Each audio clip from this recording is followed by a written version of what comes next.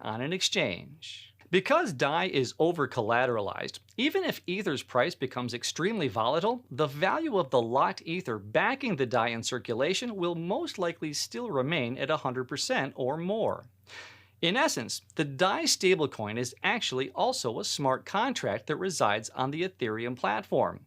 This makes DAI a truly trustless and decentralized stablecoin, which cannot be shut down nor censored. Hence, it's a perfect form of money for other DeFi services. Now that our decentralized financial system has stable decentralized money, it's time to create some additional services. The first use case that we'll discuss is the Decentralized Exchange, or DEX for short. DEXs operate according to a set of rules, or smart contracts, that allow users to buy, sell, or trade cryptocurrencies. Just like DAI, they also reside on the Ethereum platform, which means they operate without a central authority.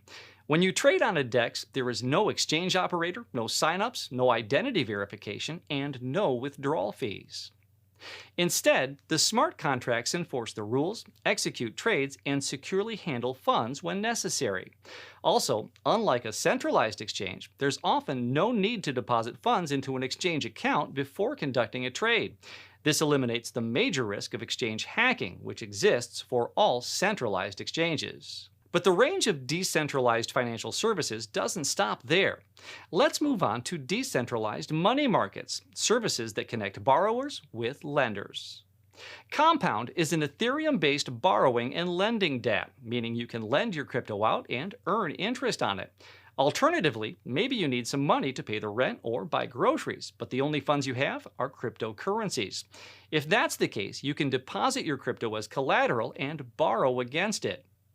The Compound platform automatically connects the lenders with the borrowers, enforces the terms of the loans, and distributes the interest. The process of earning interest on cryptocurrencies has become extremely popular lately, giving rise to yield farming, a term given to the effort of putting crypto assets to work while seeking to generate the most returns possible.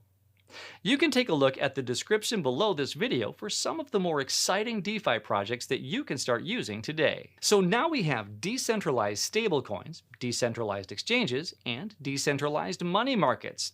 How about decentralized insurance? All of these new financial products definitely entail some risks, which we will cover shortly. So why not create a service that insures my funds in case something goes wrong? Well, how about a decentralized platform that connects people who are willing to pay for insurance with people who are willing to insure them for a premium, while everything happens autonomously without any insurance company or agent in the middle? DeFi services work in conjunction with one another, making it possible to mix and match different services to create new and exciting opportunities.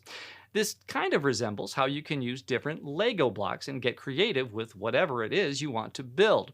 Hence the term money Legos has been coined to refer to DeFi services. For example, you can build the following service from different money Legos. You start out by using a decentralized exchange aggregator to find the exchange with the best rate for swapping Ether for DAI. You then select the DEX you want and conduct the trade. Then you lend the DAI you received to borrowers to earn interest. Finally, you can add insurance to this process to make sure you're covered in case anything goes wrong. That's just one example out of the many opportunities DeFi offers. By now, you can probably imagine what advantages DeFi presents: transparency, interoperability, decentralization, free-for-all services, and flexible user experience, to name just a few. However, there are also some risks you should be aware of. The most important risk is that DeFi is still in its infancy, and this means that things can go wrong. Smart contracts have had issues in the past where people didn't define the rules for certain services correctly, and hackers found creative ways to exploit existing loopholes in order to steal money. If you decide to test out any of the existing DeFi services, make sure to do it with an amount of money you can afford to lose in case anything goes wrong. Additionally, you should remember that a system is decentralized only as its most central component. This means that some services may be only partially decentralized, while still keeping some centralized aspects that can act as an Achilles heel.